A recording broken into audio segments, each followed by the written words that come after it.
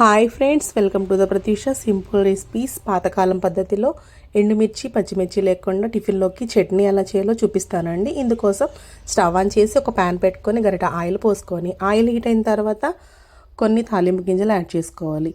తర్వాత కొంచెం మినపగుళ్ళు కూడా యాడ్ చేసుకోవాలి. ఇవి చక్కగా దోరగా ఫ్రై చేసుకోవాలి. ఇవి ఫ్రై అయినాక మంచి అరోమా బయటకు వస్తుందండి. అప్పుడు చక్కగా వేగినట్లు. చూసారు కదా వీడియోలు చూపిస్తున్నట్లు ఈ రంగు వచ్చిన తర్వాత ఇంకా ఇవి మిక్సీ జార్లోకి తీసుకొని పక్కన పెట్టుకోవాలి. తర్వాత అదే ప్యాన్లో ఒక గరిట ఆయిల్ పోసుకోవాలి. ఆయిల్ హీట్ అయిన తర్వాత మీకు కావాల్సినన్ని వేరుశనగ గుళ్ళు యాడ్ చేసుకోవాలి.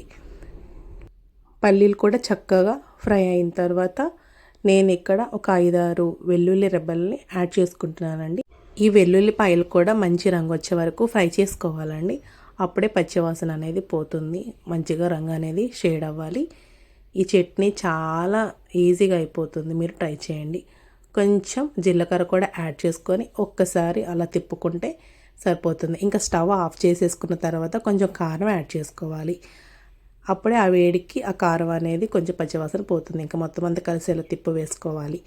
తర్వాత మనం ముందుగా వాష్ చేసుకొని పక్కన పెట్టుకున్న చింతపండుని కొంచెం సేపు వాటర్లో నానబెట్టుకొని ఇంకా ఈ ప్యాన్లోకి యాడ్ చేసుకోవాలి. చూసారు కదా, ఇవన్నీ మిక్సీలోకి యాడ్ చేసుకొని కొంచెం సాల్ట్ కూడా యాడ్ చేసుకొని ఇంకా ఇలా మిక్సీ పట్టుకోవాలి. చూసారు కదా ఎంత బాగుందో చూడడానికి. మీరు ఒకసారి ట్రై చేయండి. నా వీడియో నచ్చితే కామెంట్ చేయండి, సబ్స్క్రైబ్ చేసుకోండి. అంతే సింపుల్. Bye bye friends.